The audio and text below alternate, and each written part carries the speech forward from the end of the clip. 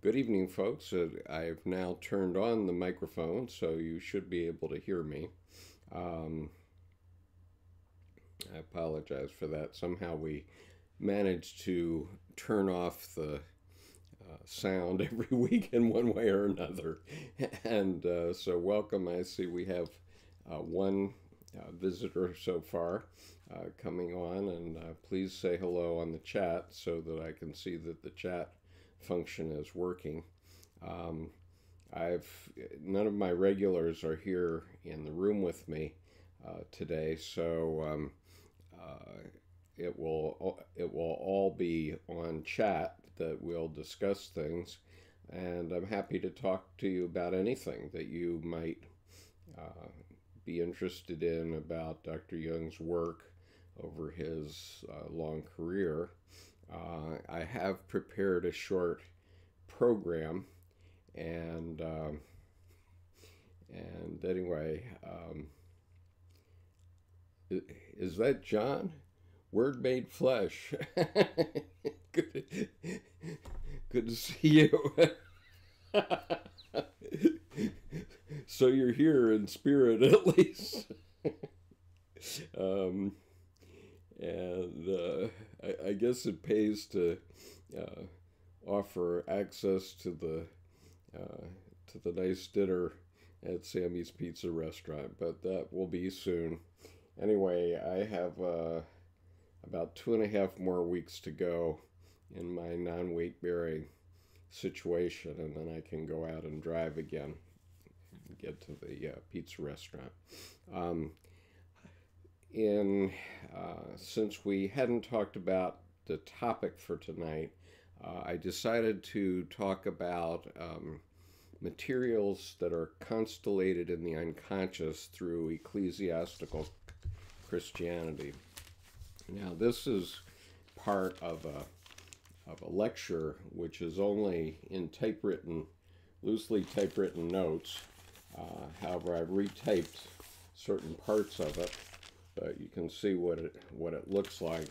And this was prepared in July 1923, and it's a very rare document. It was prepared by Esther and Kristine Mann, and from their notes, and they are both first generation Jungians. They were direct students of Dr. Jung, and Esther Harding, along with Edward Edinger, founded the C.G. Jung Institute in New York City. And this is a rare piece of information because it does not appear in the collected works as far as I know. I haven't actually looked for it, but I did manage to find this apparently from the Yale Library. It was in their PDF file. That's where it came from. And so, without further ado, I'll start to show you this. This is about topics that were repressed by the Christian church, and I have to change my position so that you can see both me and the write-up here. But anyway, it's materials constellated in the unconscious through ecclesiastical Christianity. And the point that is being made here is that when things are repressed, they get forced into the unconscious, and something happens with them down there. It makes a difference. And so in this discussion, it's necessary to differentiate carefully between ecclesiastical Christianity and real Christianity of Christ's teachings. Ecclesiastical Christianity does not work. Do not confuse this with the real religious attitude which works naturally, but which is not necessarily Christian. For those things which are repressed by the specific attitude of Christianity are to be found in the unconscious. What are these? It is not easy to say by only looking into your own life, but it can be more easily discerned by an historical survey. And there are 4 categories of repression to be seen throughout history in the Christian church. Hello, Julie. Glad to see you. So I'm talking about 4 categories of repression that appeared in the Christian church.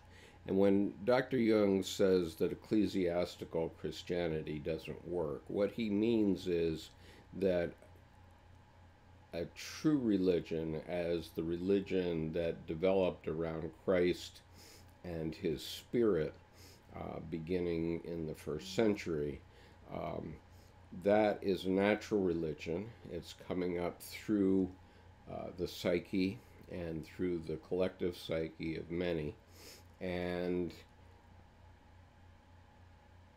that is not a created thing. It's the Spirit moving through us. It's the Holy Ghost moving through humans. But when you, and there's another part of this lecture which I didn't endeavor to get on tonight, but I might do it next week, where Dr. Jung is talking about there's a fire in the psyche, and so Christ was the fire, and the problem is that once you have a fire, the only way to contain it is to put it into a form, and so the form emerges as the Christian church. And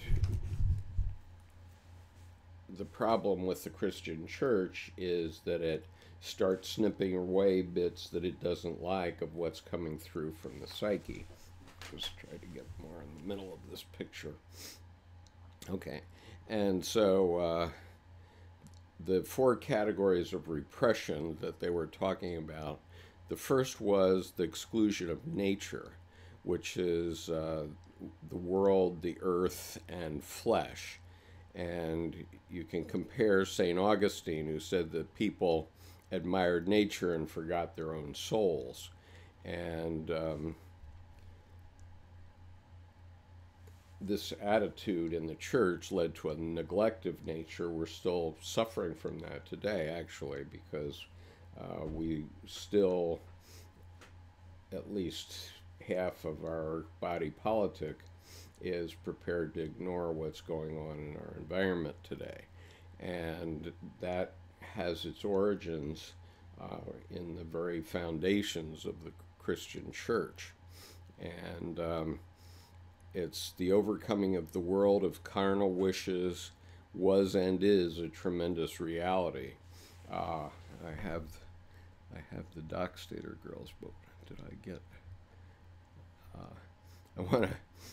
I want to show you how this played out in my own family, but I'm not sure I put this image on here yet, so I'll put it on now. I have a picture of my great-grandmother from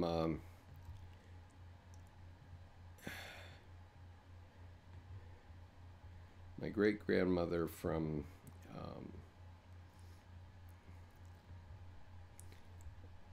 1879, believe it or not. And I'll just, it's her and her 4 sisters and her father. And it's just a remarkable picture. Today you'd think you were looking at a picture of Saudi women, actually. And I'll just pull it down here, make it a little bigger for you.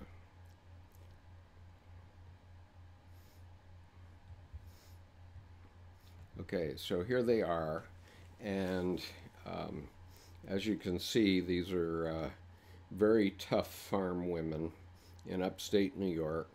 Their father, Joseph Dockstader, has a big white beard, and everybody's dressed in black. The women are dressed in full-length black garments, and the woman in the seated on the left there is my great-grandmother, Louisa Dockstader, and behind her is my Aunt Carrie and who's directly behind her, and Aunt Agnes, who's on the right side standing.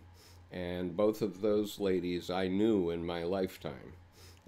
They were quite old when I knew them, and we used to visit them in upstate New York. And every year we had to go and pay a visit, which was extremely painful for me as a young boy. And we always had to hear the story about how one of my very distant cousins had gotten gored by a bull, and that must have happened about, at this point, 150 years ago. But anyway, they were both rather senile, and they both had this story of the cousin getting gored by the bull. And so we'd hear about that one every year. But anyway, as you can see, the religion, I guess these people were, they may have been Methodist. I'm not really sure what their religion was. But anyway, they were certainly Protestant, and they certainly were trying to deny nature. I mean, they acknowledged it enough to go outside our farmhouse and have the picture taken outside the farmhouse, but that was it. And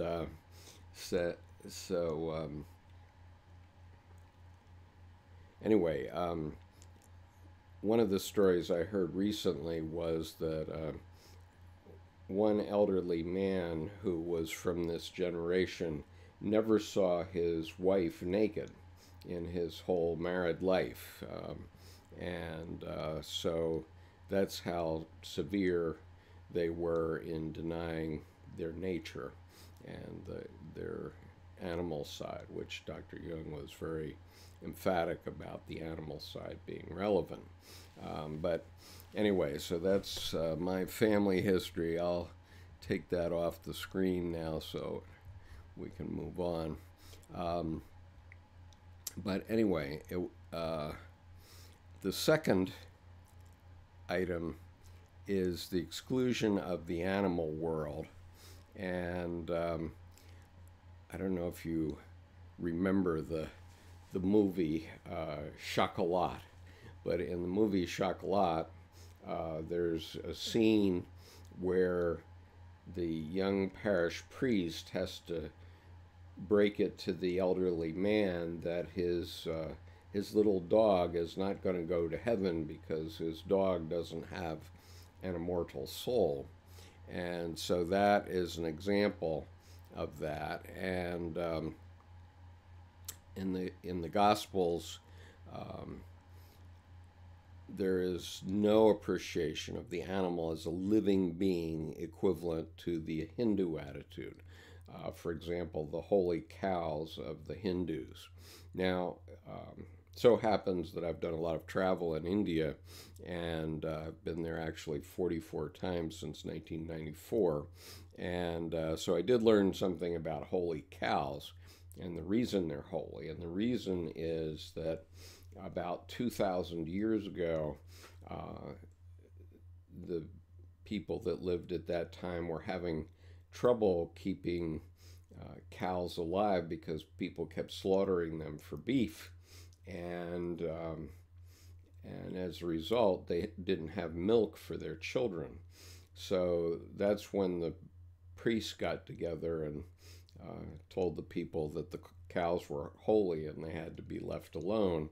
And so therefore, nowadays you can be in downtown Delhi and find cows wandering around the streets free. And what the dairy farmers do is they simply let the cow out in the morning, and the cow will come back when it needs to be milked. And so they just let them wander around and find whatever foliage they can in the streets, and that still happens today. So this exclusion shows a tendency to repress the parallelism of the human and the animal. These exclusions mean that humanity becomes very isolated When this happens, you feel that you have fallen from grace, for you cannot drink from the wells of nature, and then you must seek for grace elsewhere. Indeed, the church has brought this condition of affairs about for this very purpose. And so the church was intentionally doing this as a way to bring people into the church. Now, mind you, the cathedrals of Europe were great social projects during their building up time. For example, the Cathedral of Chartres, let's say, was 100 years being built, but the cathedral was also used as a fortification. It was used for shelter in bad storms, and so on. So the cathedrals had more of a purpose than just Sunday services, and they kept people busy. So they, idle minds are the devil's playground. So the church understood this, and they kept people busy building the church. Now the next one is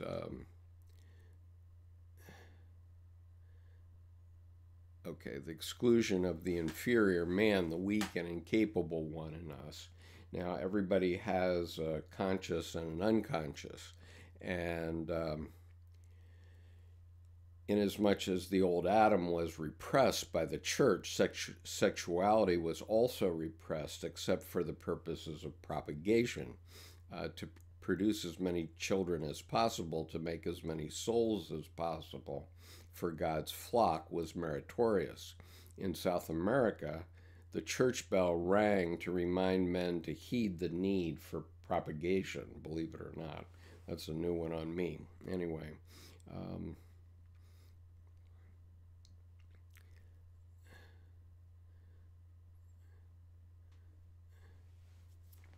so it's rather sexuality as erotic expression was repressed. Sexuality has two faces: a propagation, which is mere carnal sexuality, and erotic expression. This is little known in this. Okay, what I'm saying is this is little known because what I'm saying by the bracket here, in Europe in 1923, this is when Dr. Jung was speaking. So he says, this is little known because the church says it is all of the devil and belongs to the inferior man. There are political reasons why this should be. When the erotic side is allowed to a man, he can recognize his dignity. He can live satisfactorily to himself. The church has to repress this, or man feels that his life has a meaning and is important to himself, and then he will not need the church. And so the church was pushing for people needing it. Let's see what...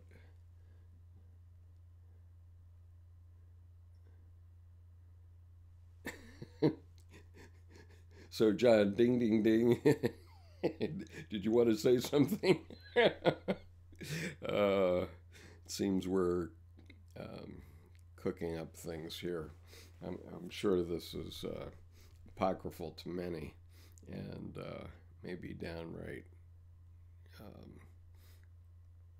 anti-religious. I don't know, but anyway, let's go through this and Dr. Jung's points.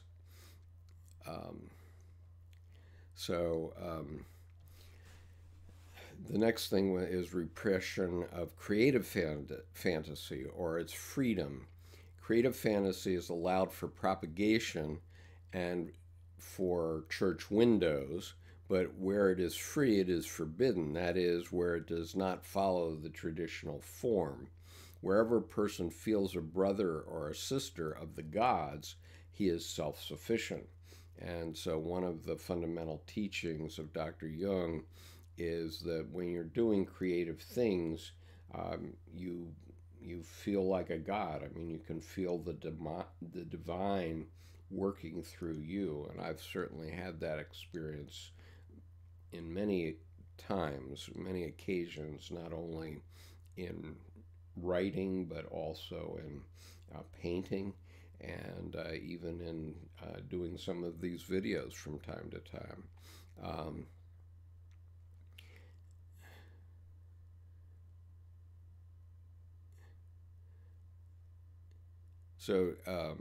So his point is that when you're doing something creative, then you remember your divinity, and the church is most of all against this. But the church has been able to kill the divine in man. It is a terrible mutilation when man is compelled to live only by a truth 2,000 years old, and thereby sacrifice his actual life to a mummy. Okay, well, that was a bit of a tongue-in-cheek comment by Dr. Jung. But, the point is that we have to live this life. We have this life to live, and you want to experience this life. I'm just going to see if I turn this light on, if it's any better. Oh, no. We'll live with the darkness. So anyway, what are the consequences of the 4 exclusions of Christianity? So the first of these is that the church denaturalized nature. Nature itself falls into the unconscious. There's no worship in the great forest. It's in the cathedral itself. And to this day, nature has not come back fully into consciousness, so it's working from the unconscious and seeking expression. We're trying to get back in touch with nature. And of course, this has political consequences in the United States this very day because of the environmental discussion that we have, and these ideas that were originally high church got conflated into conservative American politics.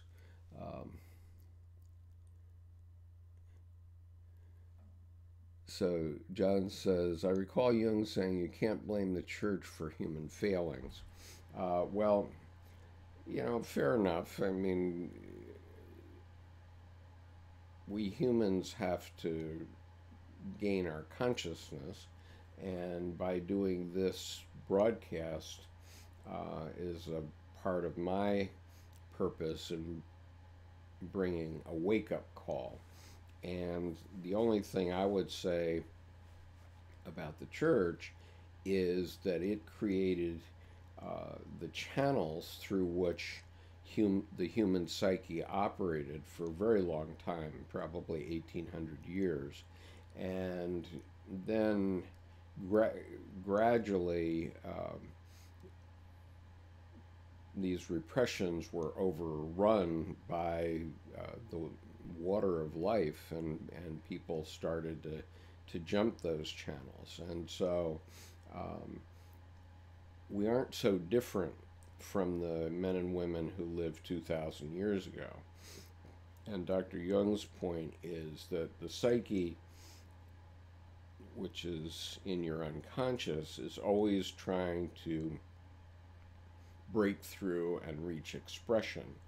And so if you're born into a community that already has these channels, these well-worn channels, first you have to learn what the channels are, I suppose, because that's your society, whatever it happens to be.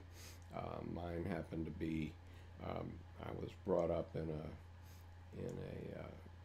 somewhat Calvinist religious environment.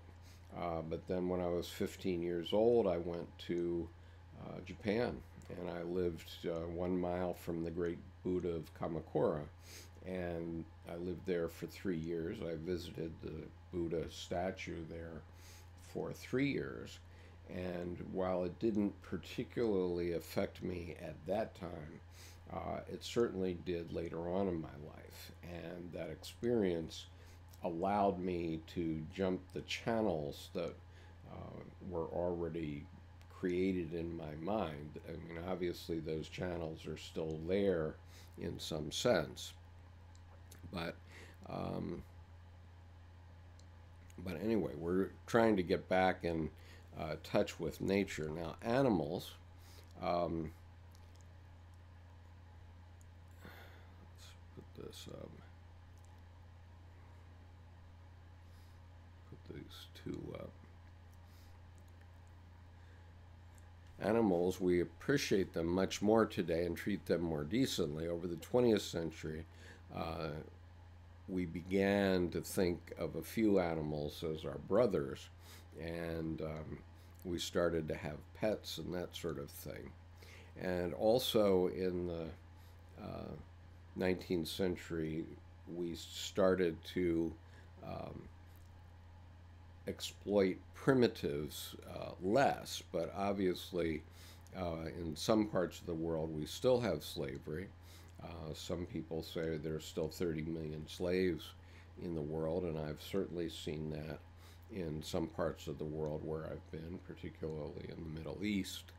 And it also applies to the economically disadvantaged. People who have nothing else will take a job where, you know, a young man will take a job where he is willing to go unconditionally to the oil fields of Saudi Arabia from India, and he'll be there for 3 years. When he gets off the airplane, they take his passport away, so he can't run away. And so he is stuck out in the middle of the desert, and temperatures there get up into the 130 degrees on a regular basis. And those people are surely modern slaves in some sense. Yes, they have some money to send back to their families, but not that much. So it's only recently that we started to study the customs of the primitives and to start to learn from them. And obviously, I think that one of the key issues that we have to face is that instead of killing one another, people who are in different religions, we ought to probably try to learn something from what they did and how they handled life's problems, because they know something too. I mean, what I often say is, what could be wrong with praying 5 times a day? And that's a classic tenet of Islam. And leaving aside whatever you want to pray about or to, you know, just stopping and collecting your thoughts and giving your unconscious a chance to catch up in our very busy world is not a bad thing. But as it stands right now, the inferior man within our unconscious is quite depreciated, according to Dr. Jung, and he's talking in 1923 here. Changing ideas as we study our human weaknesses, ideas about the punishment of children and criminals, for example, have changed very dramatically in the 20th century. Also, care of mental illness and crime, although it was better in 1923 than now in some ways. You know, nowadays we've just kicked people with mental health problems out into the street, and I'm not sure that that's the best answer either. And the other issue is attitude toward emotion. Men were never supposed to show their emotion. Mostly, I mean, by the time I came along in the 20th century, that was pretty much the way it was. And there's a problem with that because it's not balanced. And I know the very popular Jordan Peterson right now, he's pushing in the duality between logos and eros, he's pushing logos very heavily. I kid saying he's saying all logos all the time, but that doesn't give us a balanced life. And then finally, the important one is that the exclusion of fantasy. Science was liberated from the yoke of the church and the state, but arts are denigrated in our schools. So where do our leaders think our ideas come from? Actually, if you think about your own psyche. You don't think things up; they come to you, but they come from the self. They come from the unconscious, and you cannot will them into being. And if you look around you right now, there is nothing that you can see in plain sight wherever you are in the world, with the exception of potted plants, perhaps, that was not created by imagination at some point. You have to, okay, here's my iPhone, and is this iPhone is the result of a lot of fantasy, a lot of clever thought about what we should, how we should design the look and feel of our iPhone, and God knows how many fantasies went into creating this thing, but I know it's like the 5th or 6th generation of iPhone that I've possessed, and they've all been different. And so they become different because we have a fantasy that it should be somewhat different. And so now, I mean, what happened, in my opinion, was that in the mid-1970s, a Nobel Prize for economics professor named Milton Friedman came up with this free to choose concept, and he made everything about statistics, and he made everything about the bottom line. And so now, and I was a part of this because I got my MBA in 1979 from a Chicago school style business school that was all statistics all the time, or 15 courses in statistics by different names. And so if everything's going to be decided based on numbers, then you're going to make decisions based on logos, definitely. And when I was going through business school, my professors were still saying there are 3 constituencies in a corporation. There's the shareholders, the managers, and the employees, and they all have to have sort of an equal share. But now, after this approach has gone for a couple of generations of MBAs, now more than 40 years, the result has been that there is no consideration for well-being of employees or anything else, not only in schools but nowhere. And so they've said, okay, what can we cut back on in the schools, and what can we do away with? Well, people have to be able to add and subtract and write simply and talk a little bit, but they don't need art. And so that cuts back our imagination very dramatically. And as I'm reading Dr. Jung's essay or lecture here, I'm seeing that had its origins back in the church many years ago. So we can't blame it on the church. Now we know that we need imagination, and we need it throughout our society, because you never know who's going to come up with the next big thing. Who would have expected Steve Jobs, who was the son of a Iranian or Syrian immigrant, I think? Who would have expected that young man to invent the iPhone? I don't think anybody would have, but nonetheless he did. And so we can't say that anybody's life is not important, because can be important. I mean, there was recently a movie called The Queen of Katwe, which was about this young woman.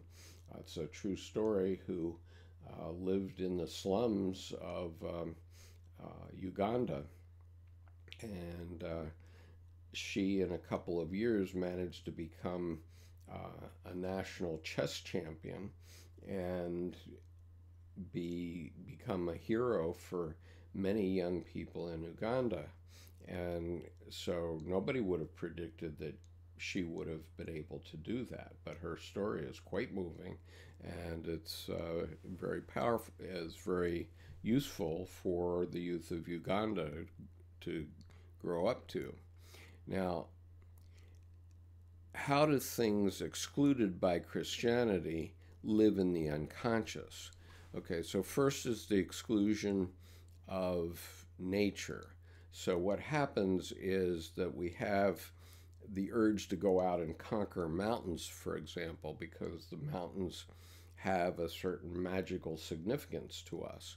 A mountain has mana, and in effect, it deserves human sacrifice. So, as you know, there are many bodies of climbers high up on Mount Everest that no one has ever been able to take off the mountain because they're too high to, the mountain is too high to helicopter to, and it takes another climber's life in their hands to go up to where they are and rescue them. So they're just up there.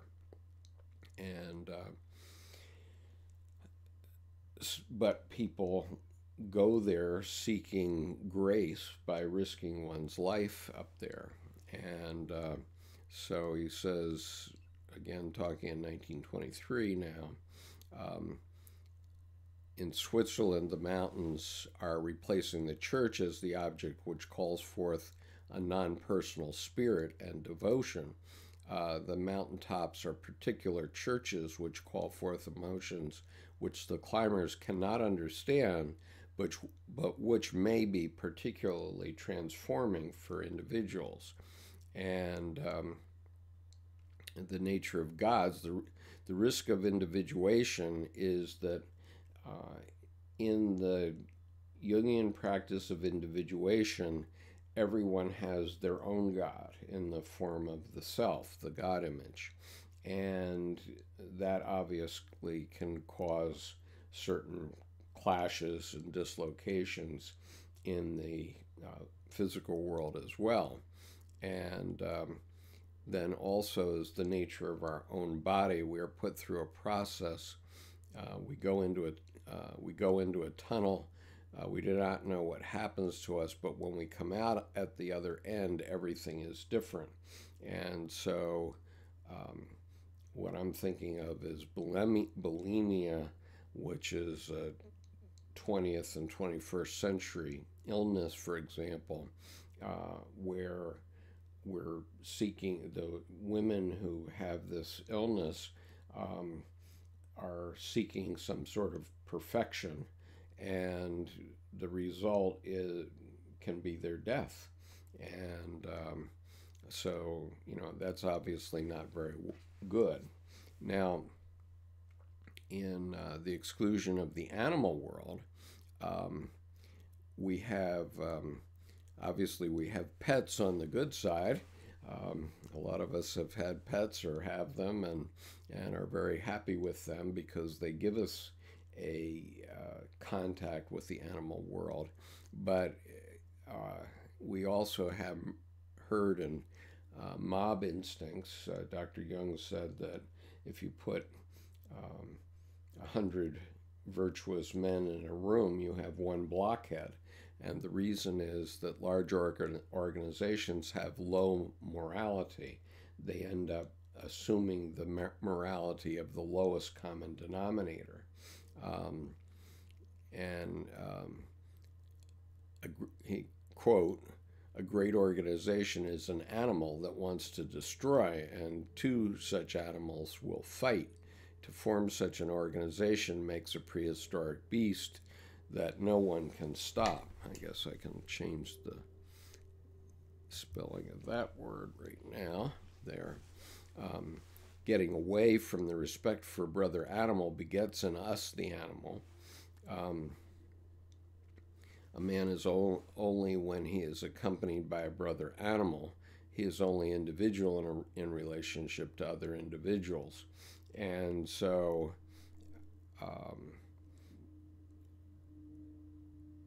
what he means by this is that a man is only human. We only can assume our human dignity when it's in relation to another animal, because then we can see the differences between us and the animal world. Let me just check for questions here.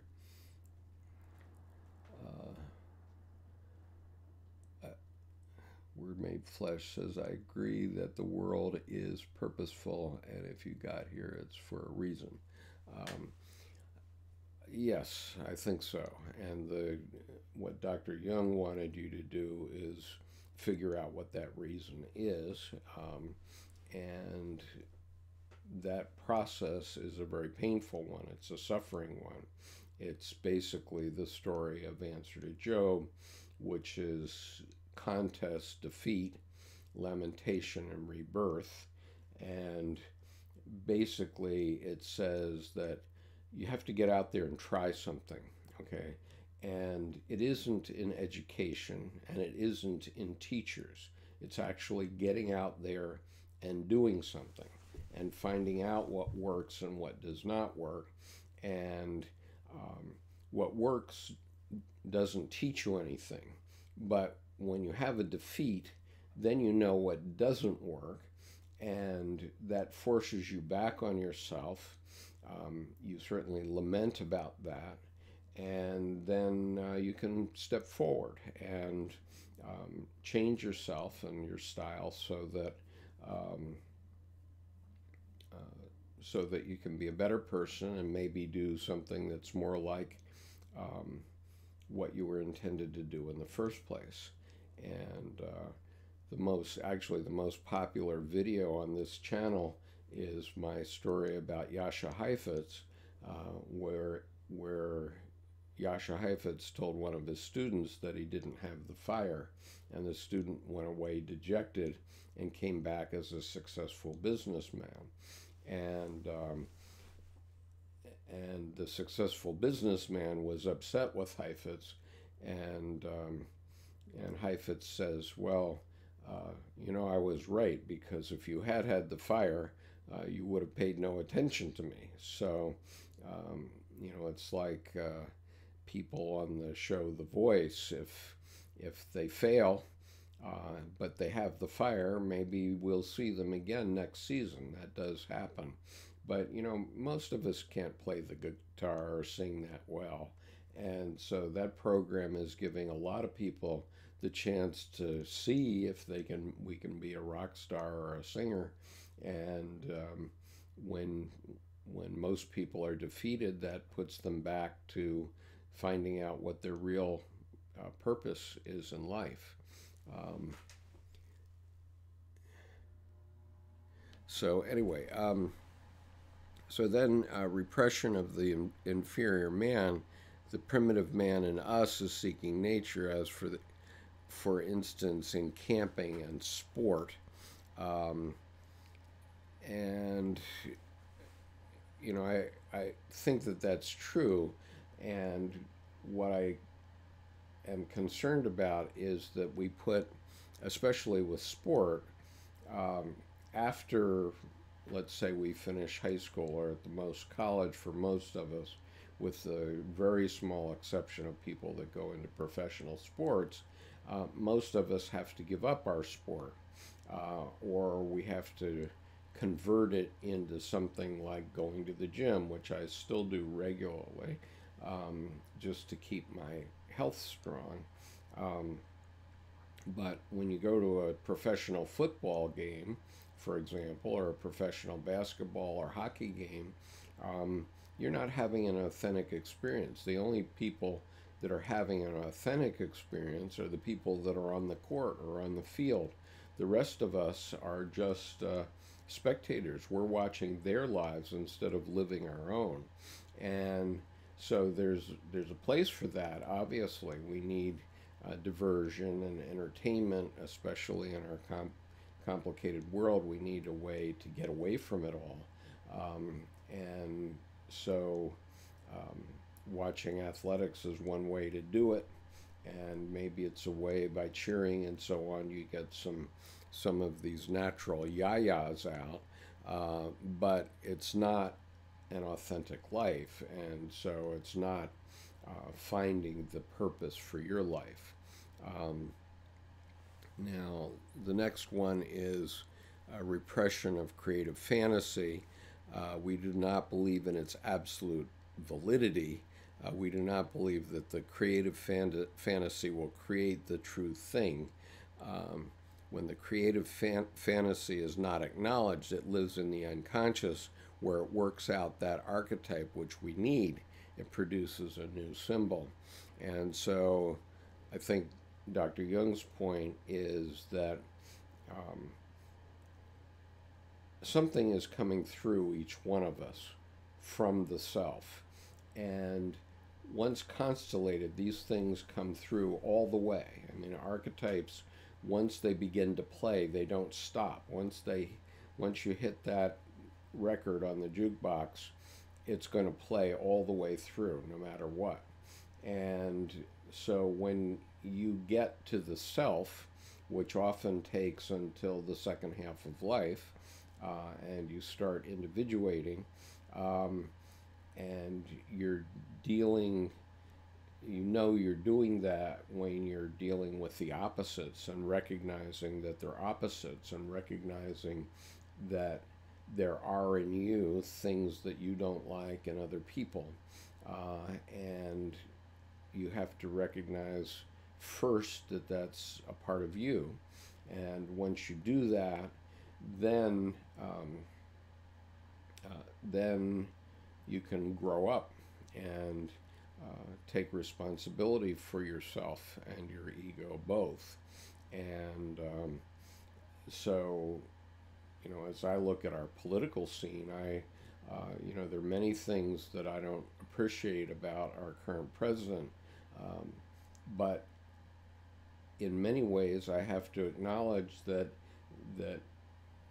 some of his ideas represent some of my ideas, and they're not ideas that I value highly, but I have to recognize that they came out of our collective, and his election came out of our collective. And so we have to understand the flaws that are in our collective, and some of those flaws are in this discussion that I've gone through this evening. And this is from the so-called Cornwall Seminar given by C.G. Jung in July of 1923. And I will make a copy. I do have, I will both put this write-up that I've just shown you and the actual Cornwall Seminar in our Dropbox for today's date, 03-1218. If you are not a member of our Dropbox, you can write to me at skip.conover@gmail.com and send me your regular email address, and I will add you to the Dropbox. Once you're in it, you go into the subfolder called Handouts, and in there you will find a lot of subfolders with numbers. Those numbers represent dates. And so today's date is 03-1218, and if you go into that file, at least by tomorrow, you'll be able to find both the Cornwall Seminar, which is very difficult to follow because it was never put together as a formal writing of Dr. Jung's, but this summary that I've been showing you for the last few minutes will also be there, and so you can look through it and see what you think. So I'm going to take that off the screen now,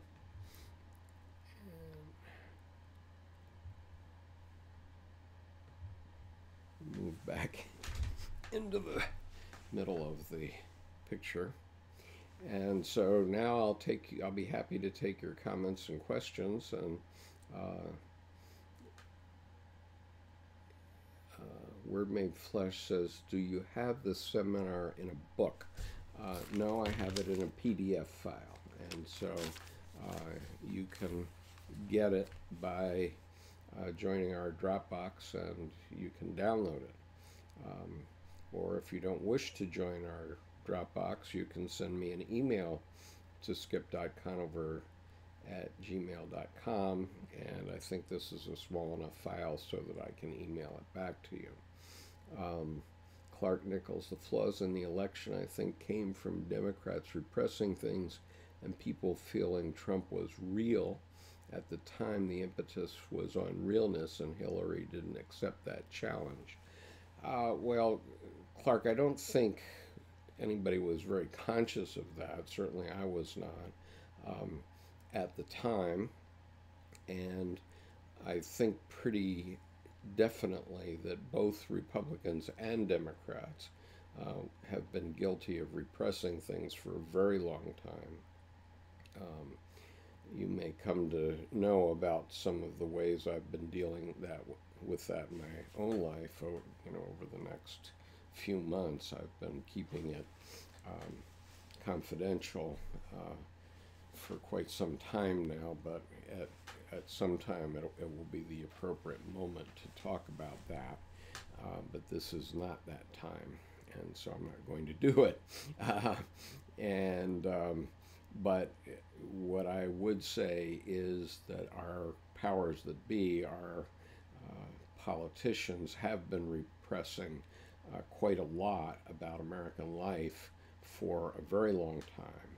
And I believe that that's definitely a function of the way our MBAs have been trained over the last 40 years. And so the bottom line of screwing every penny out of every opportunity has made our country a rather unpleasant place to be, where most of the income goes to the top 0.1%, and the rest of us are,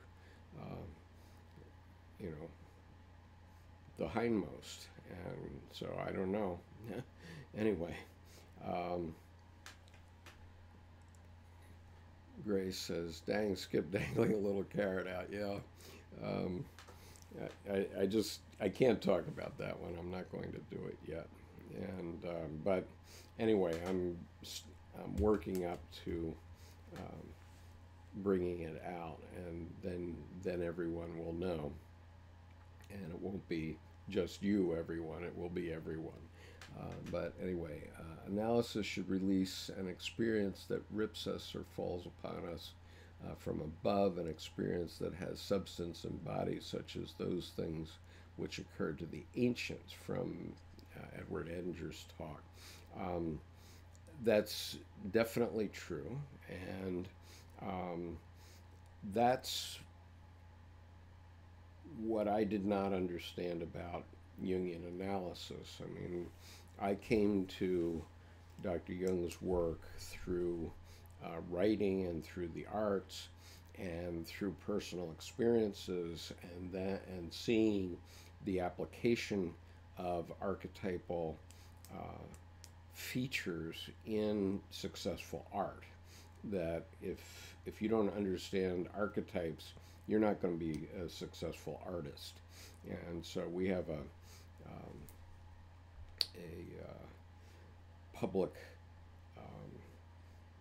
arts center here in Annapolis, Maryland, where it's an old high school, and every classroom is devoted to a different art. And what you get if you go into, let's say, a painting class that's painting a still life, you get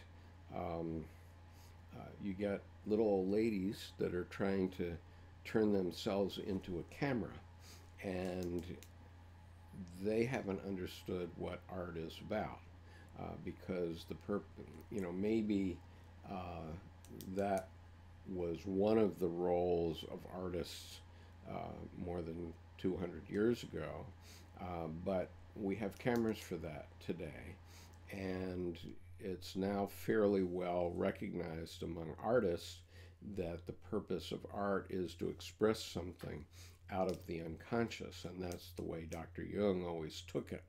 And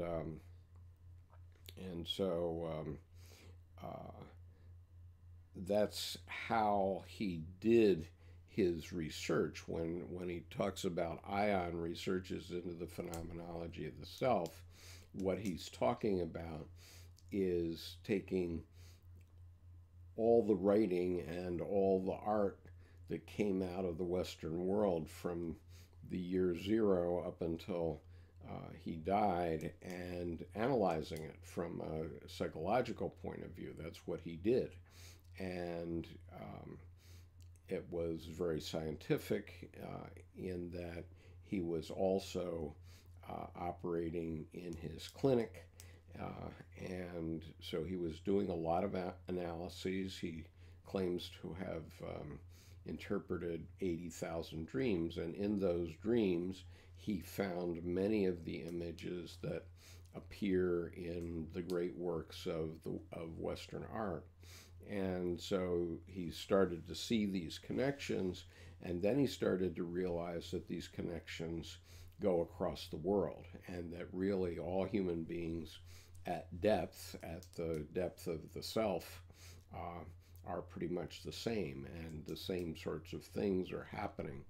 And so the self is the religion-making function in the psyche, and just because the religions are different doesn't mean the people are different. The people have all had this urge to create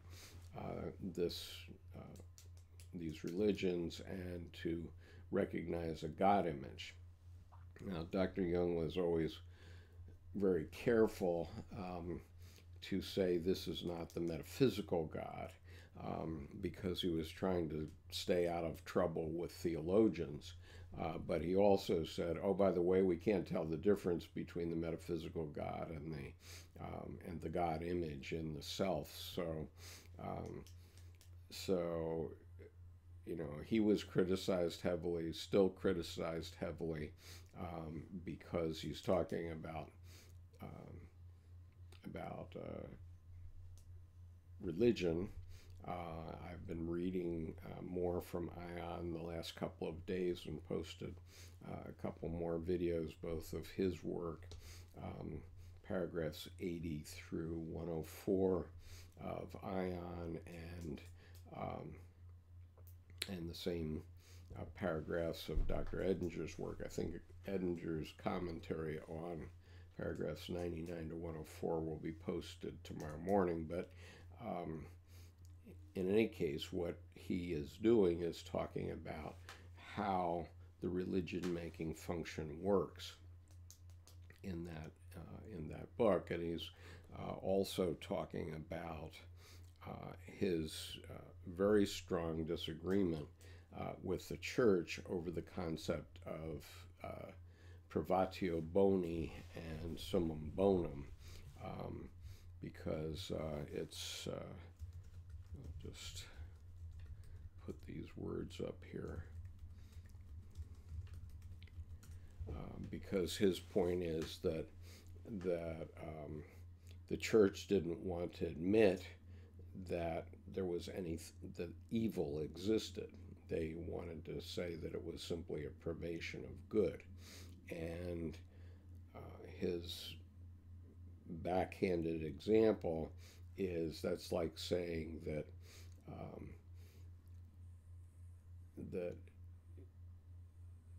the temperature at the North Pole is warm because it's 280 degrees above absolute zero. But I think most of us would agree that it's cold at the North Pole.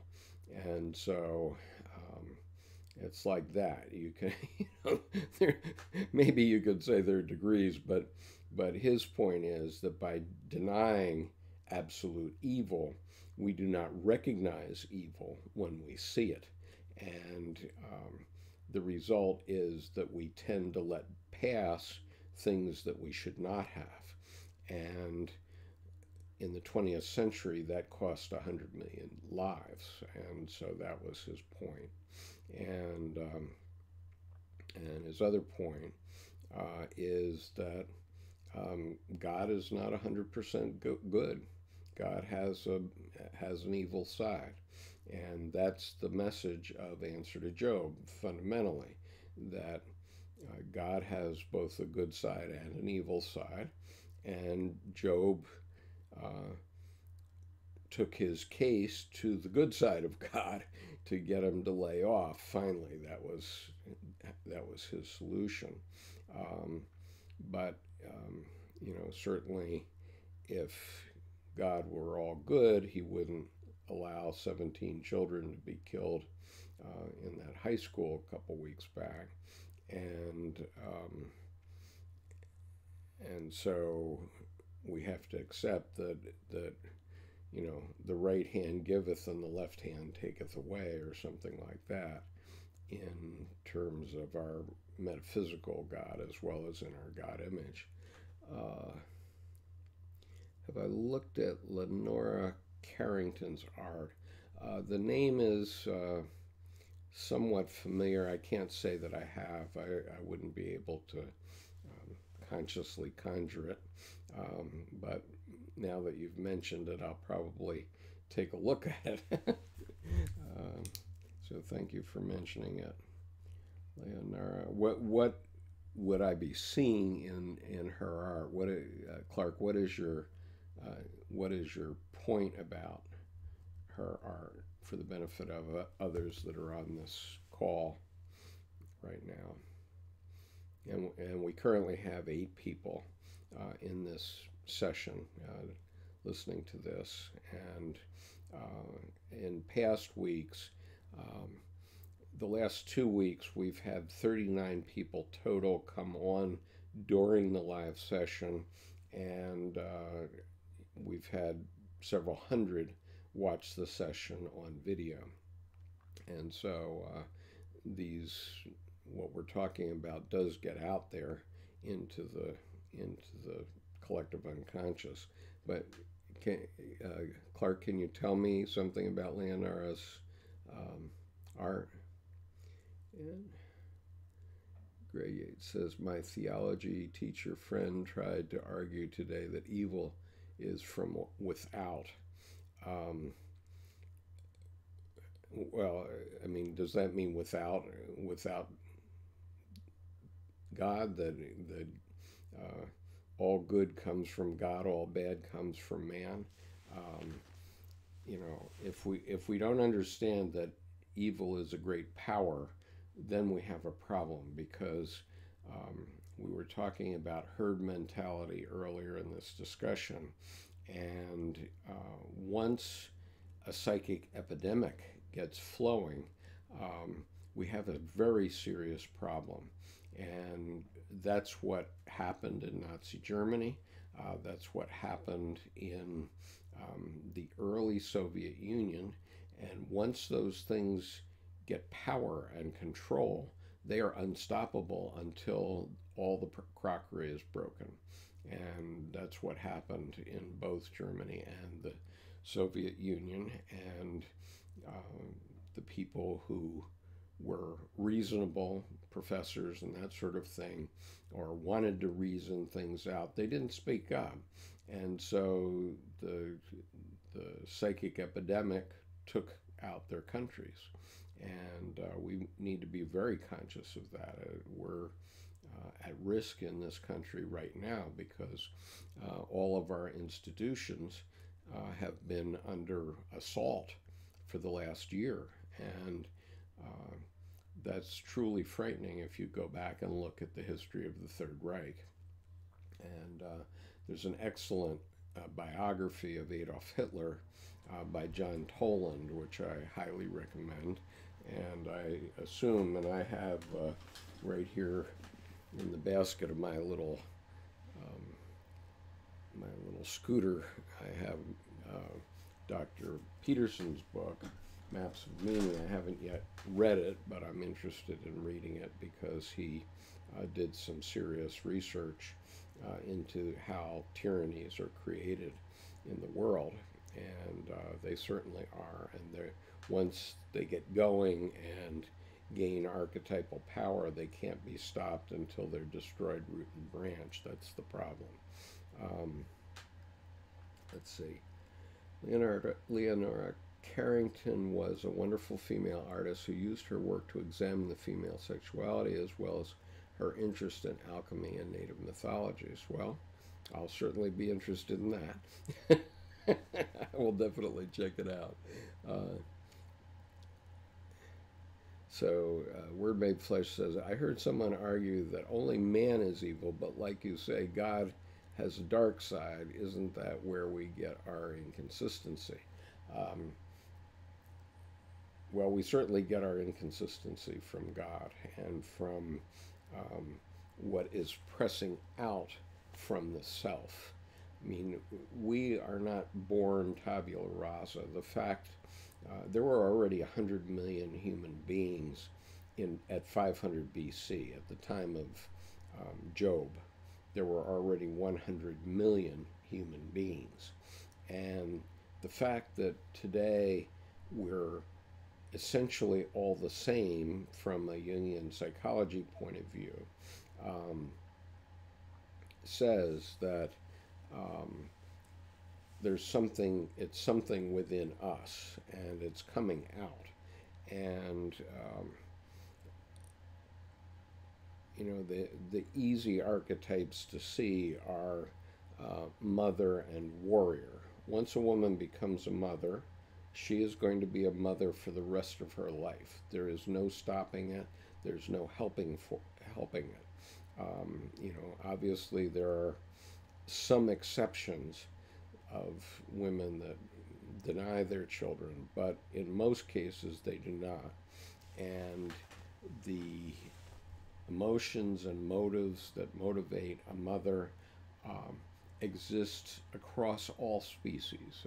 We've talked about this in group before, and you can see how dedicated. I mean, now it's very easy to see because we have all these natural cameras put out by the Audubon Society and others, explore.com, where you can see all different species as they raise their young, and surely you can see the parallels in terms of the intensity of the mother archetype as it plays out in every species. There's just no denying it.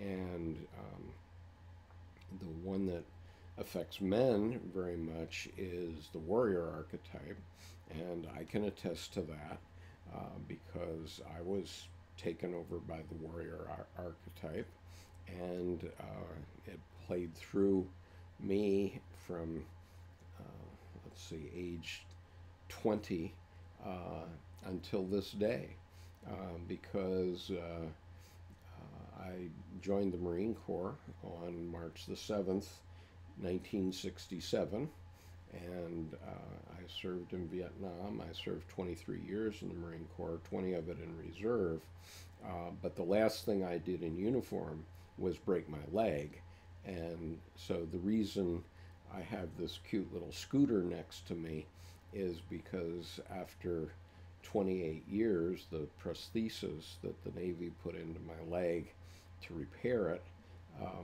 what just became intolerable, and I had to get my ankle replaced. And all that is the playing through of the warrior archetype now for some 51 years in my case.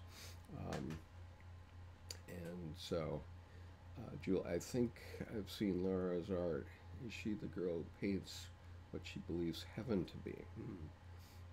Or, I don't know. Anyway, Clark Nichols says, in her art we get a great voice. Art you can really look at for a long time and appreciate an artist trying to bring these things to the conscious level. And Okay, I do have an example. It so happens that I did a self-portrait.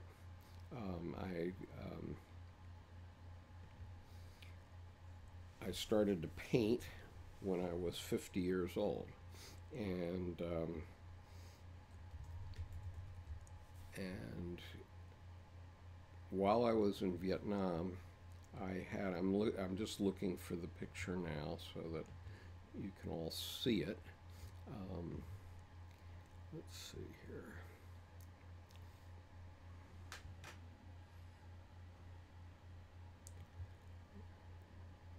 Okay, there she be.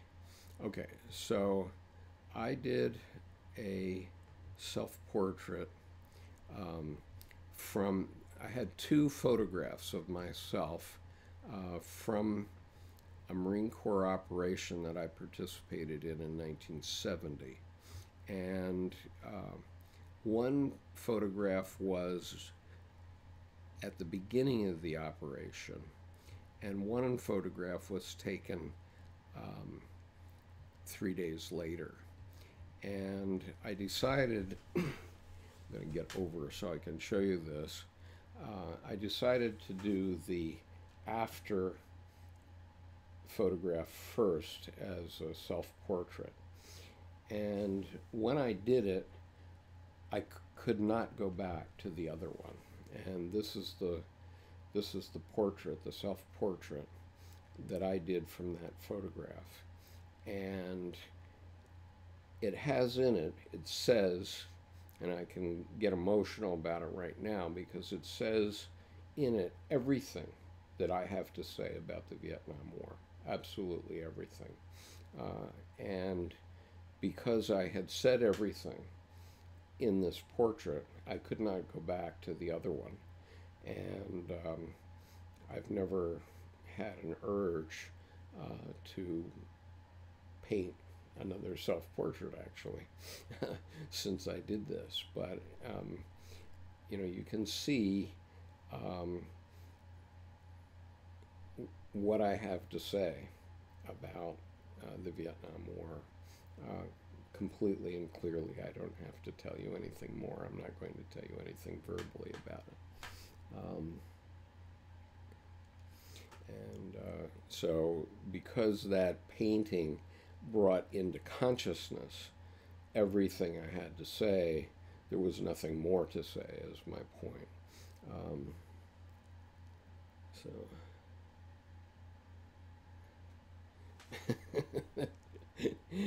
Thanks, word made flesh. I appreciate that. Okay, I won't burden you with that any further, but I thought I would share it with you so you have a sense of what I'm talking about, because that is the Spirit coming out through me. I mean, it's not that I'm such a great painter, but that painting came from deep inside me. It didn't come the way you know, people do it over at Maryland Hall for the Creative Arts, where they're trying to reproduce a photograph. Obviously, that painting was based on a photograph, but it has much more in it, as you can see. So anyway, okay, anything else about Jungian psychology that you'd like to talk about this evening? I'm happy to talk about any other topics. I'm currently working on, I may do a little bit more work on this lecture because it does have some interesting information about the fire, which is represented by Christ, and form, which is represented by the church, and which puts out the fire. And I don't want to get into it too much right now because I haven't fully grokked what Dr. Jung was saying in that lecture yet, but I hope to in the next few days. And I'm also working on getting some more of Chapter 5 of Ion completed. It's a very complex task because Dr. Edinger didn't exactly parallel Dr. Jung's paragraphs, so I've had to sort of cut and paste it together, and it's coming out in about 14 different videos in total. It's a very long chapter. It's the chapter as of Christ as a symbol of the self.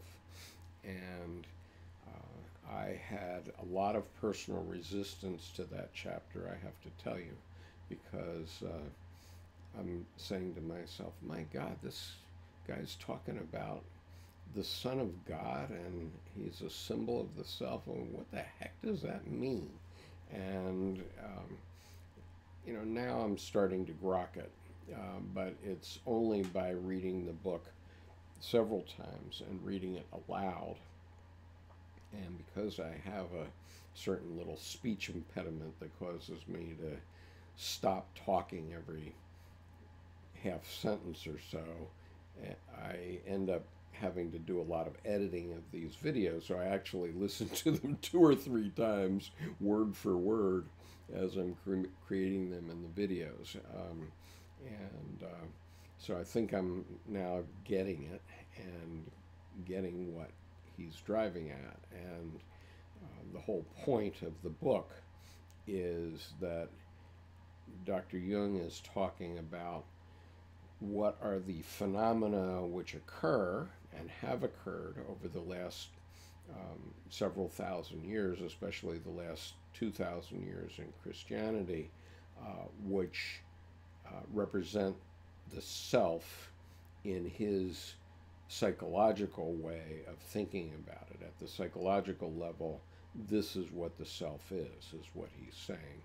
And so he's describing it in later chapters. He brings up alchemy and astrology and other things, and those are all interesting. So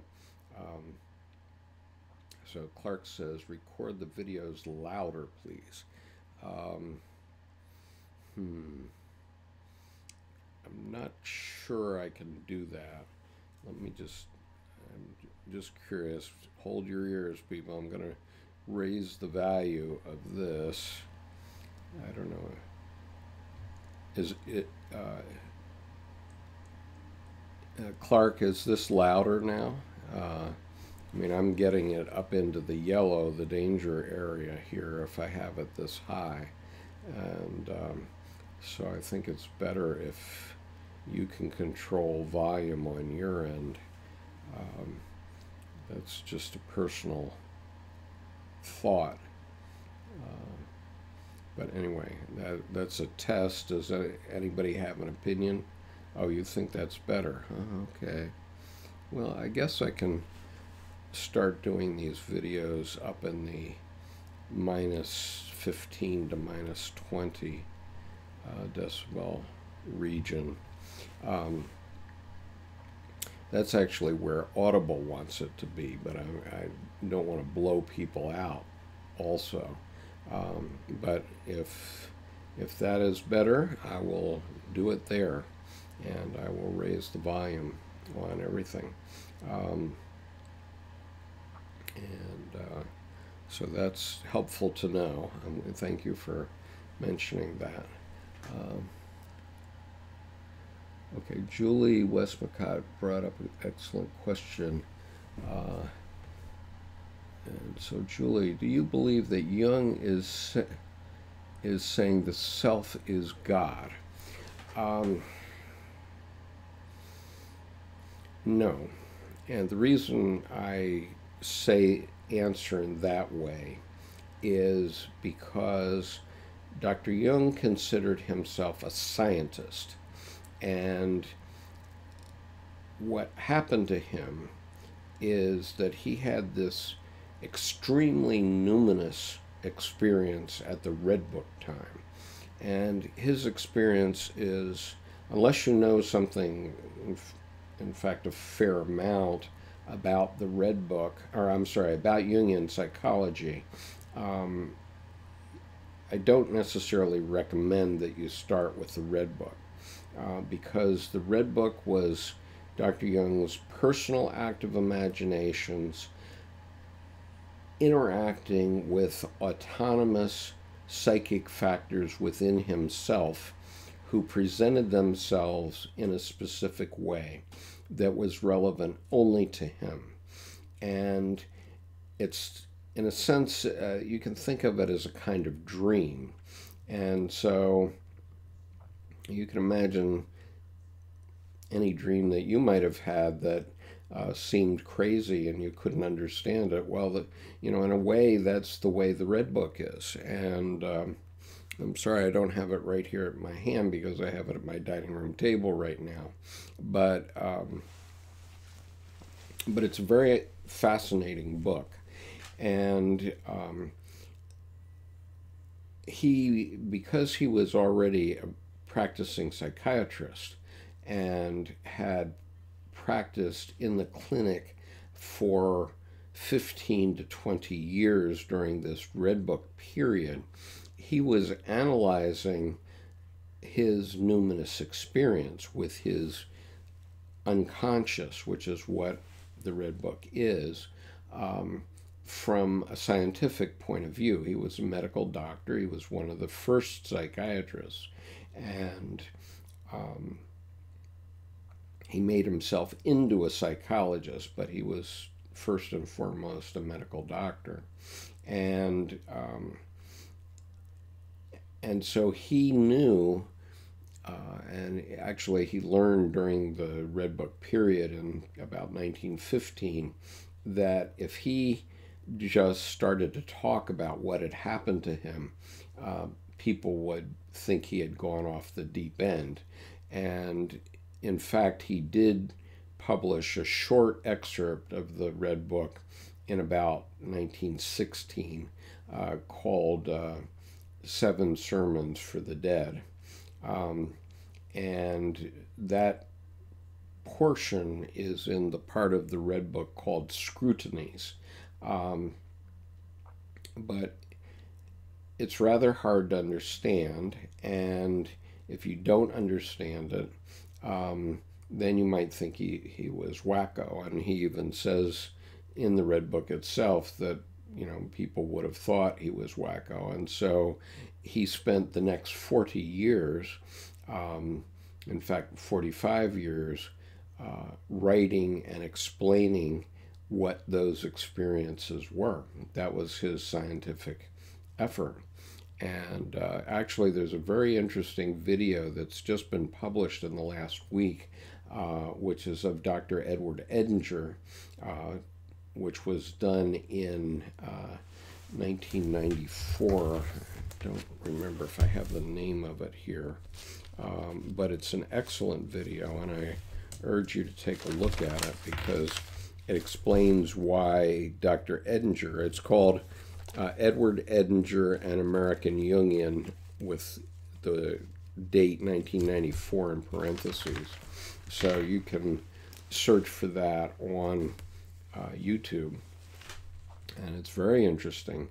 It's a 1-hour interview with Dr. Edward Edinger that I've never seen, and there's one other that I've found where you can actually see Dr. Edinger speaking, but he definitely put me on the right track in terms of what Dr. Jung was actually doing. And so I think, anyway, Dr. Jung was the son of a pastor, and he had 6 or 7 pastors among his uncles and his grandfather, or people in his ancestry, and they were all Reformed pastors. And he had some very noteworthy visions when he was young. And so I think he understood what a row he would create if he claimed that the self was the metaphysical God. And I'm coming around to it. I got a bit arrogant about it last summer when I was reading part of Answer to Job, and you can find the entire book. I read it entirely on this YouTube channel, and you can find it there and listen to it. But I was getting a little arrogant and say, well, you know, I'm not a psychologist and I'm not a theologian, so I don't have to say that it's the metaphysical God. I can say that it's the same. And actually, as I've read even more over the last year, and mind you, I've been studying this at different levels for 30 years, more than 30 years, 31 years now. I have come to the belief that he's talking about the deepest archetype in the psyche, which is the self. And I think that it's fair enough to say that we don't know what the metaphysical God is. And if theologians know what that is, you know, God bless them. But I think that you can treat it as the fact that we human beings can't tell the difference between the metaphysical God and the God image. So we lawyers would say that's a distinction without a difference. And so let's see. Okay, the name of the video on the chat. Yeah, I think I have it right. I think it's Edward Edinger, an American Jungian.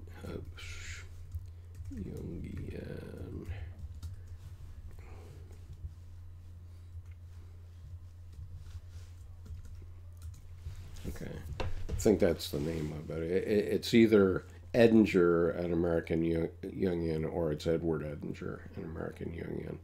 And it's really quite interesting to hear how he came to have the understanding that he did about Dr. Jung. And mind you, he wrote at least 16 books about Dr. Jung and about Christianity. And his explanations are very clear and excellent. The explanation that goes with Answer to Job is the transformation of the God image. And the book that I read, let me put that in here.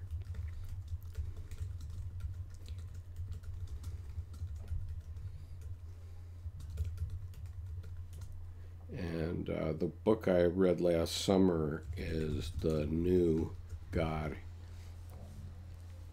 Image by Edward Edinger. Those are both available from Inner City Books and from the bookstore at the LA Jung Center, which has an excellent library.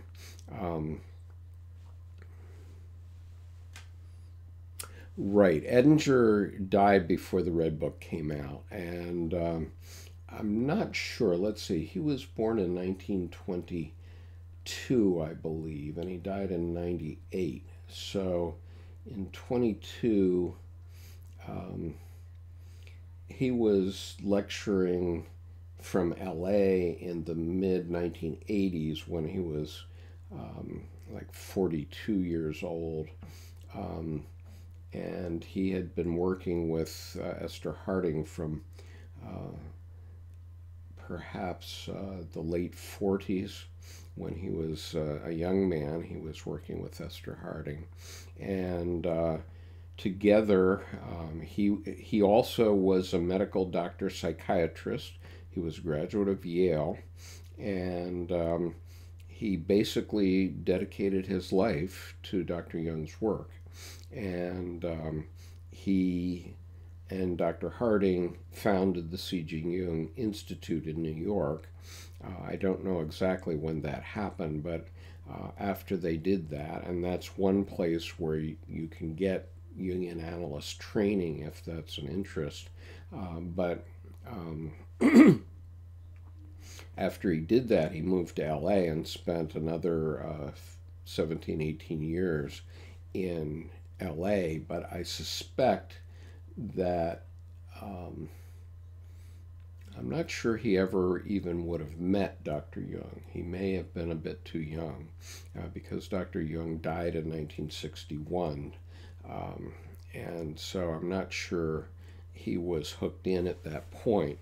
And if he ever did meet him, he may have seen the Red Book in his office, but many people who were Jungian analysts in the last half of the 20th century recount that they saw it, but nobody ever explained it to them or told them what was in it. And finally, Sonu Shamdasani, who is the Jungian professor at I think it's King's College London, he knew that it existed, and he discovered major portions of it in the Yale Library in the late 1990s or in the mid 1990s. And so with that information, which he knew was in the Yale Library, he went to the heirs of Dr. Jung and said, look, this is going to get published one way or another. Why don't you give me access to the good copy, which is in the vault in the Swiss bank, and we'll make a good portfolio version of it. And they agreed to that. The grandsons of C.G. Jung agreed to that. And so Shamdasani dedicated 13 years of his life to publishing it. And it's a monumental work. And the folio volume, which costs about $150 on Amazon, is gorgeous. But you can get just the words for about $25 in the reader's edition. But I want to go back to this question of whether Dr. Jung believed he was talking about God. I think that in the end, Dr. Jung thought he was talking about the God image.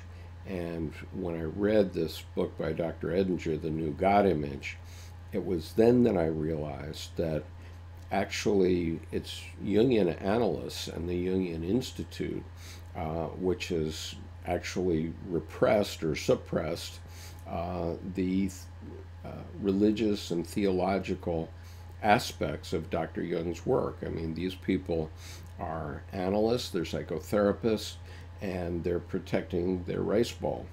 And so they don't want to get into a big fisticuffs with theologians across the world. And so they turned their back on the religious aspects of it. So in that book, The New God Image, Dr. Edinger surfaced 7 letters that had been suppressed, that don't appear anywhere in Dr. Jung's work. And when you read those letters, the book is actually based on 14 letters, 7 of which do appear in Dr. Jung's collected letters. When you read those 14 letters together, you see how monumental his work was on the religious side. It really was all about religion from the beginning, but you can entirely miss that, and I think many people have missed it, did miss it in the late 20th century. I certainly did, and I was studying it very carefully for a very long time, but I had a different surgery last summer, also the wages of being a U.S. Marine. I had my knee replaced last summer, and while I was in sort of my fog from recovering from that surgery, I read this book, The New God Image, and I said, oh my God, they have suppressed the whole religious aspect of Dr. Jung's teaching. And I'm not prepared to do that. I'm not a I'm not a theologian, and I'm not a psychologist. I don't have any aspirations to be a psychotherapist. This is not mental health advice to you in any way, and it's also not religious advice to you in any way. I am simply trying to express what I think Dr. Jung was saying, and I have personal experiences that make it very real to me, because I have a daughter who, on her 22nd birthday, I mean, my daughter and I have had a lot of experience internationally, and we traveled all over the world. We lived in Japan for 5 years together when she was a little girl, and when she finished college, she went to Russia, which was totally unexpected. She lived with a Muslim woman in Kazan, Tatarstan for a year and a half, and she also lived in Voronezh during a junior semester abroad period. So she spent about 2 years in Russia. She learned Russian, and actually I think she may have majored in Russian in college. And she went to my college. We have a lot of respect for one another. When she came back from her year and a half in Kazan, I invited her to the most famous at the time, I don't know if it's still there, but an Afghan restaurant in Washington, D.C., and it was her 22nd birthday, and we had a lovely evening together. And after the evening, at the end of the evening, as she parted from me, she said, "Well, Dad, I'm sorry to say this to you, but I think you're going to hell." And then she left, and I dropped into hell at that moment. I mean, I later, or I don't know if I fully understood, but I certainly later understood that she had fallen in with Christian missionaries, fundamentalist Christian missionaries in Kazan, who were Americans, and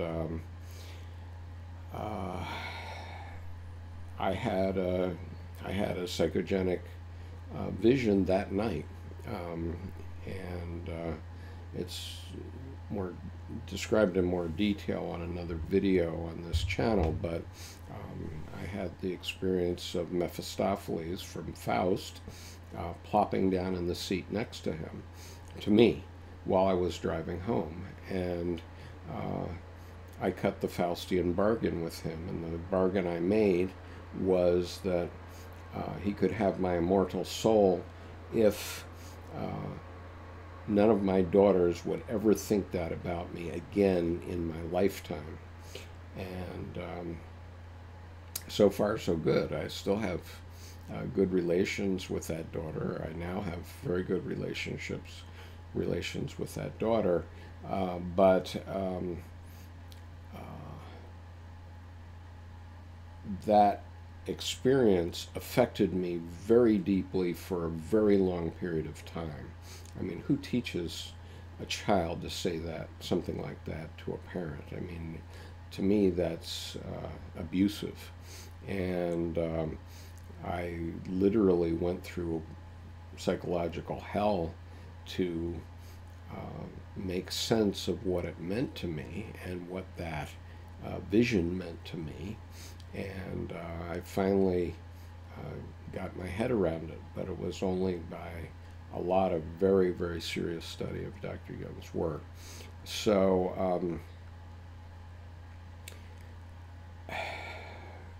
anyway, in answer to your question, I think that Dr. Jung felt that he was talking about the God image, and that he didn't want to cross swords with theologians who were in his ancestry. And so he didn't want to fight with his own family. But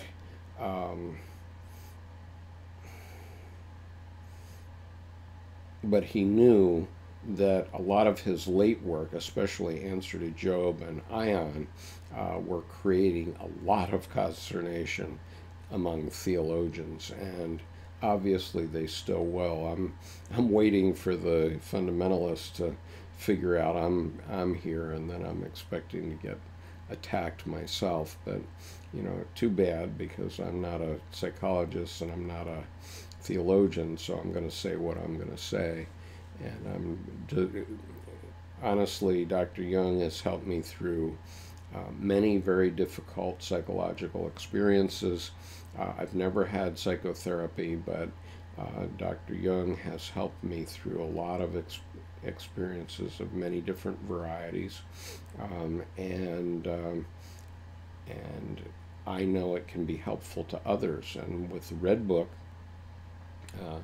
some of you may have heard this story, but in the Red Book, I started to tweet it out paragraph by paragraph.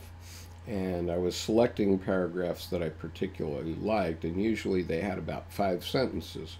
And so on my Twitter feed, I wanted them to read in the right order. So in order for that to happen, I had to start from the end. So I would tweet the last sentence first, then the next to last sentence, and so on, so that on my Twitter feed, after I completed the 5 sentences, they would then read in the right order for that particular paragraph. But when I did that, and they were paragraphs that I thought had a lot of wisdom in them, when I did that, I found that they made just as much sense in the reverse order. So I don't know, go figure, I don't know what that means. So Julie says, amazing. Yes, I think it has been hidden from most people's interpretations of Jung.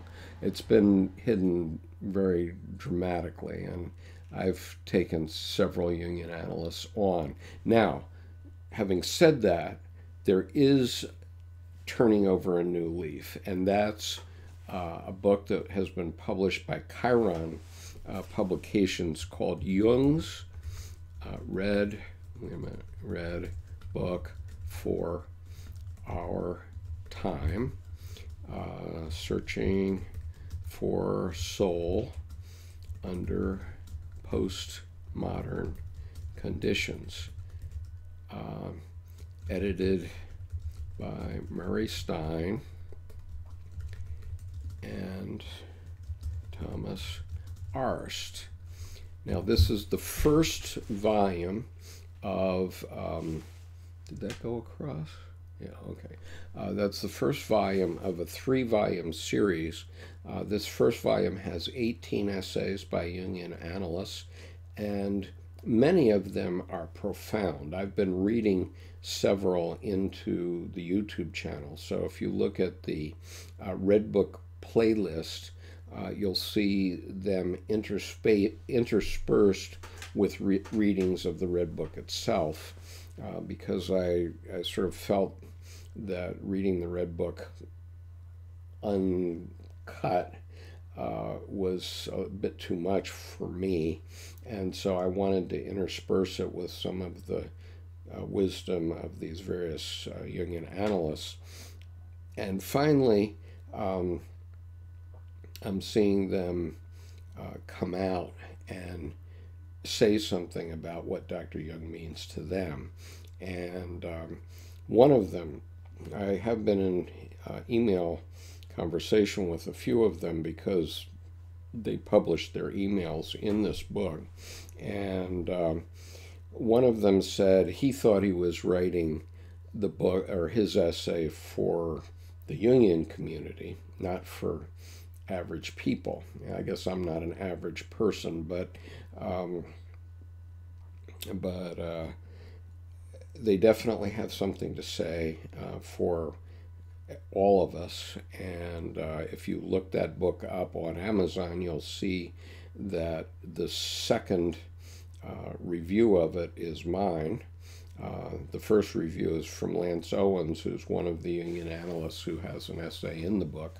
But I have the second review, and last time I looked, we're the only 2 reviews of the book. But the book is profound, and especially the very first essay in it by Thomas Arst is truly profound. I urge you to read that, even if you just go get it at Barnes and Noble and read that essay over coffee. That's a very, I'm going to put the book back on the shelf if you don't want to buy it. But I urge you to read that book. It's a very, very powerful book.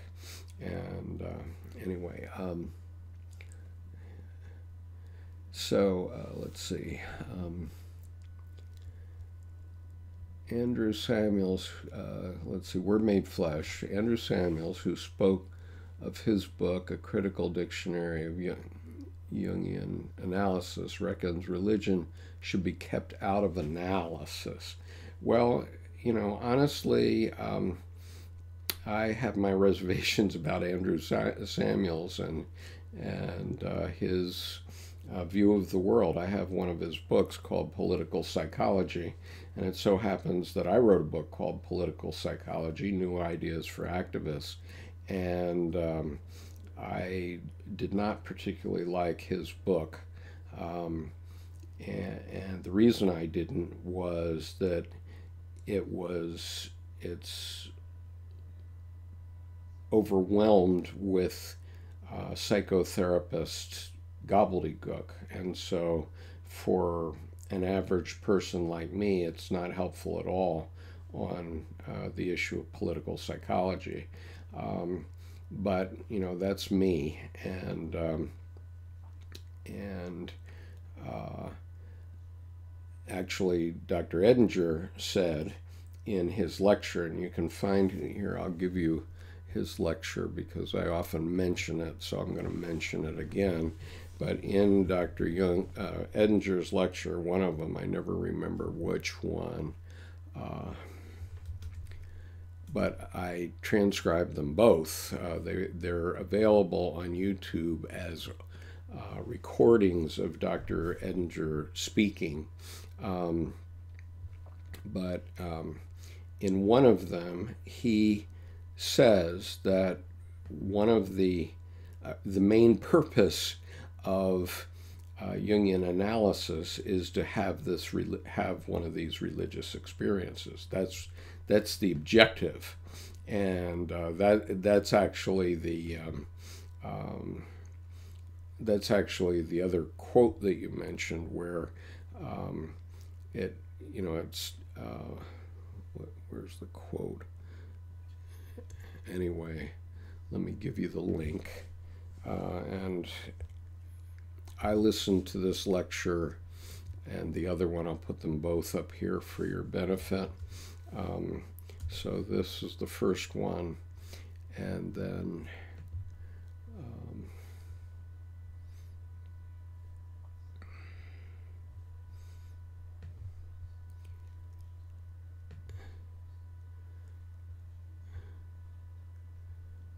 this is the second one. So I listened to both of these lectures about 10 times while I was driving my wife to work, and back, and that gives me about an hour in the car. I listened to these lectures about 10 times, and then I just couldn't quite get it. So I said, I'm going to sit down and I'm going to transcribe these things so that I can read it word for word. And so I spent a week and a half for each one of them, and the two links that I just gave you are my transcripts of those two lectures.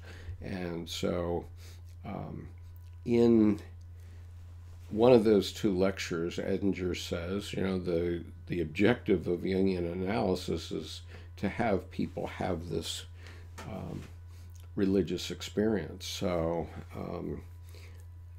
I don't know what Andrew Samuels is saying. Maybe those words are out of context. I'm not sure. So Clark Nichols says, I find this stuff very challenging, and to me that makes it worth tackling personally. It's easy to learn some definitions of shadow and the subconscious, but this other stuff gets to the real effect. Yeah, that's definitely true. And you probably should listen to Edinger's preface to Ion, because he'll explain to you why it's difficult. And it's difficult because we're used to learning things in a sequential fashion. And certainly as an attorney, I'm used to, writing things out in long briefs, etc.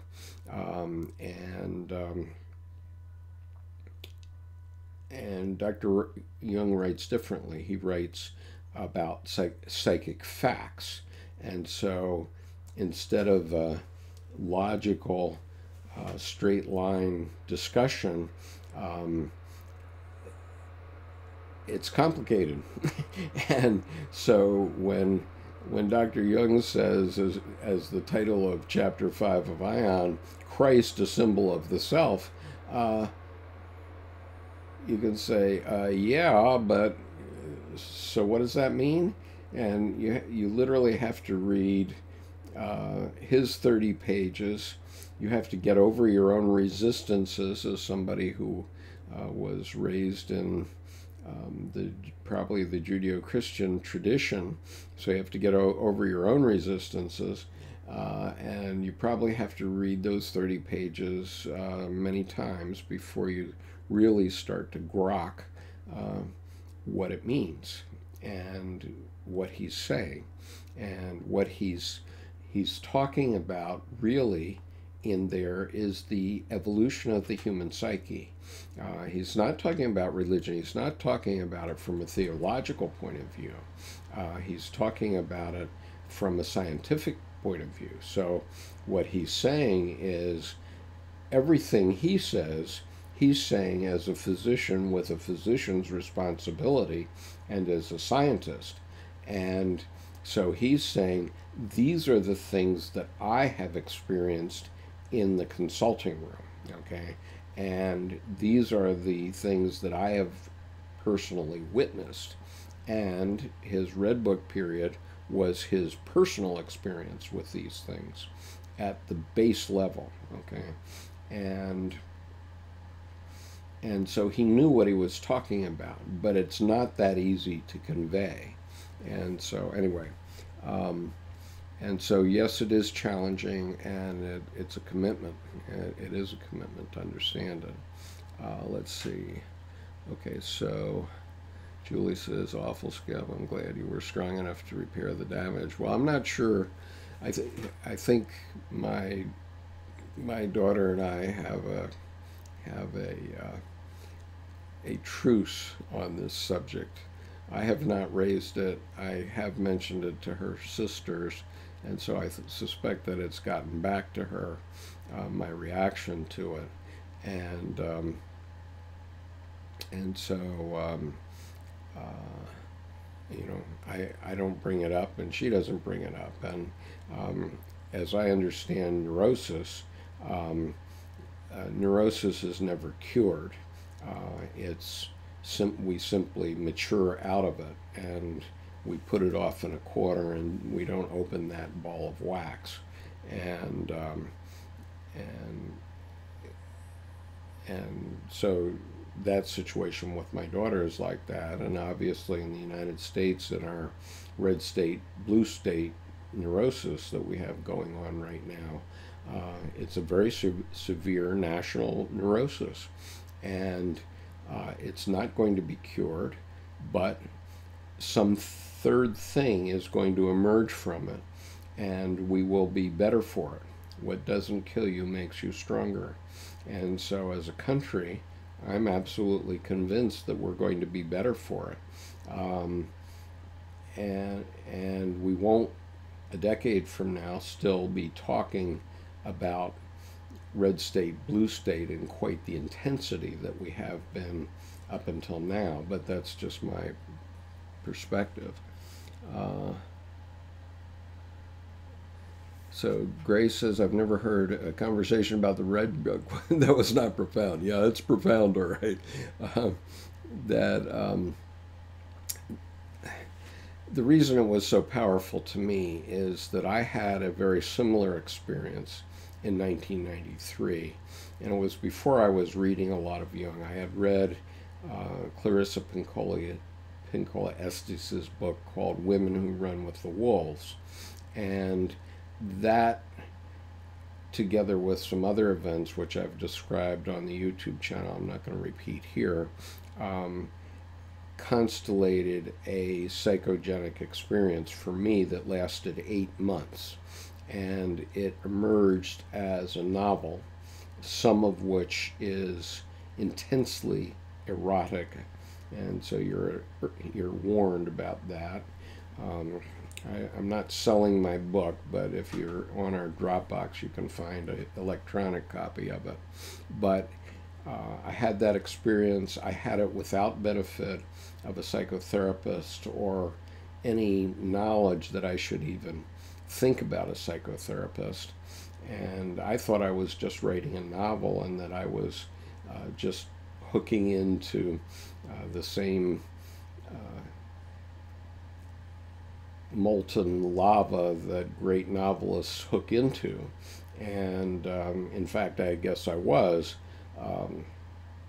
But I didn't go back to it. I didn't write another novel. I didn't try to make it happen again.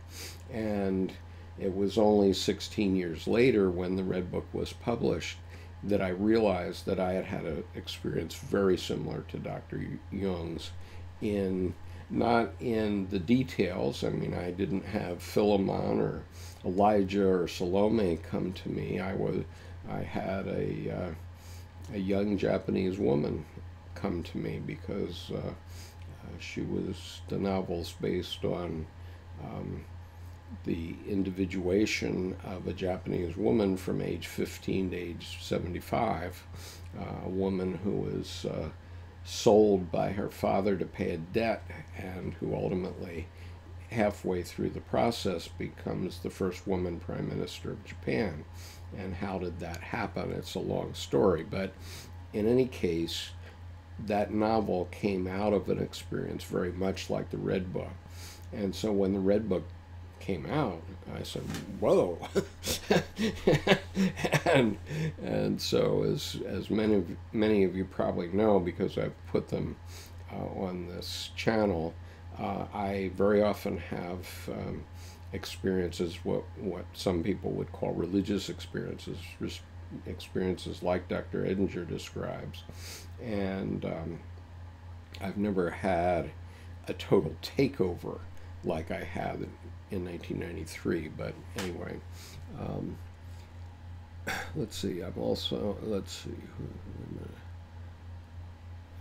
Julie says, I'm also on a Facebook page run by a Jungian, run by Dimitri H. I don't know, I'm not sure what that is.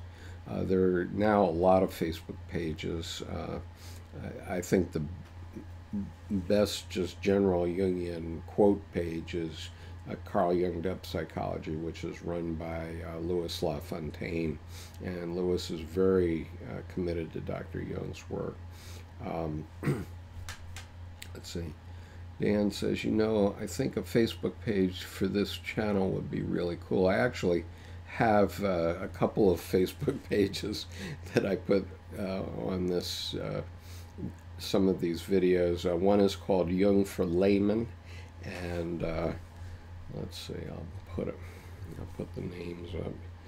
Okay, Facebook pages, Jung for Laymen, and then there's Carl, or I think it's called Jung's Collected Works, something ... I think you'll find it with that. And then another one I use is Archetype in Action, which is a Facebook page that refers back to my website. But a lot of these videos find their way there. So Clark says, Jung is so straightforward that you don't get it. Then you study more, and then you read it again and get about a third more, something like that. Then you read it again and go, how can people not get this? He comes right out and explains it himself. And, the reason I didn't read Dr. Jung's work at the beginning was I thought it was all about clinical psychology, and it's not about that at all. It's mainly about the evolution of religion.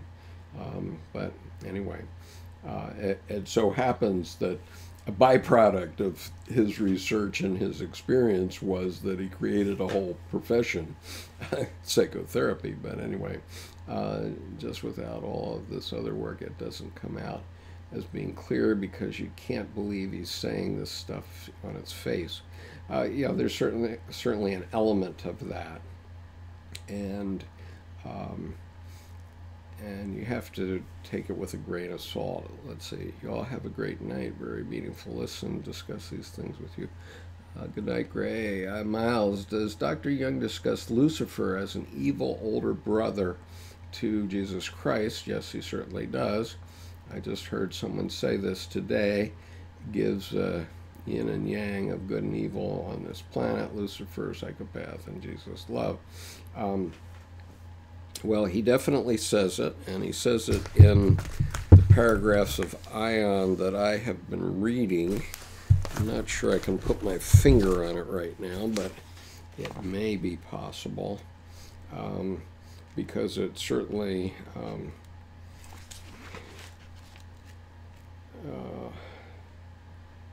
yep, here it is. It is in paragraph 103 of Ion, and I have posted paragraph 103, my reading of it, in already on the YouTube channel today, so you can go listen to it, and you don't need to have the book. Let's see. Anyway, obviously Satan was around from the Garden of Eden time, because he was the snake, right? So we have to acknowledge that Satan was around long before Christ. Now let's see. Okay, so you did get the Edinger, and you did get the names of the Facebook pages. So anything else? I think we've been here 2 hours. My next live broadcast will be on Thursday at 1:30 p.m. Eastern Daylight Time, which will be the third lecture about Answer to Job. And then I expect to be back here again 1 week from tonight at 8 p.m. Meanwhile, I'll be publishing other videos as the Spirit moves me.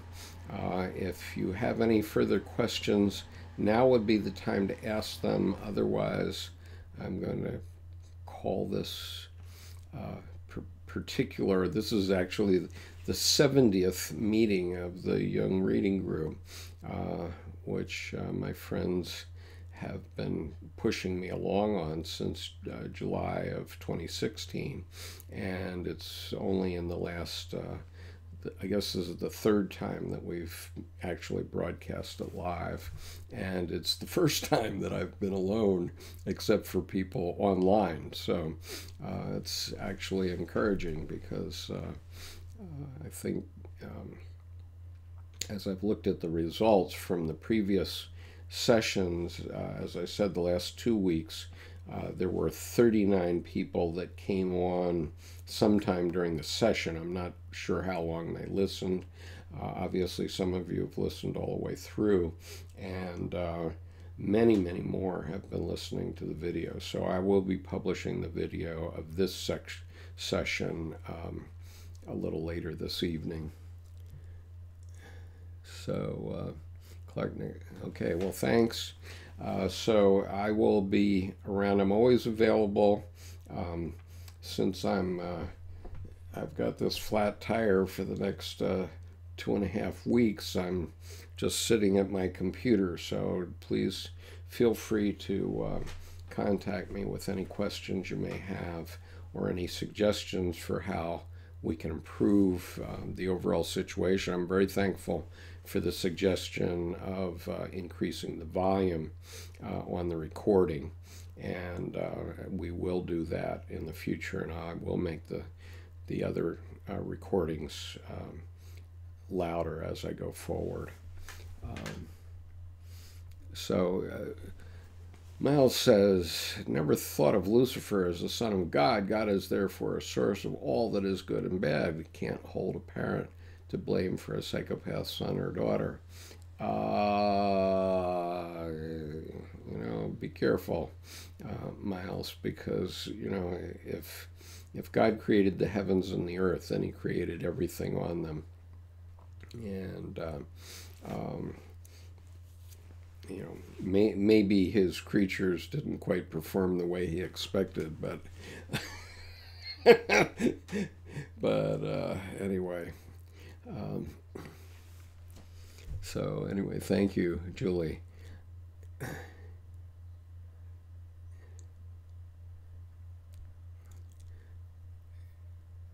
So, Julie, you said that I have also released this in my own life. What are you talking about, releasing? Sorry.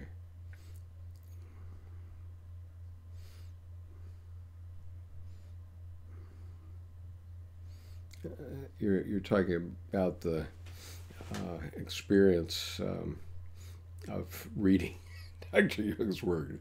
It's definitely a challenge, but I've found it very helpful, and now, as you see, I like Edward Edinger.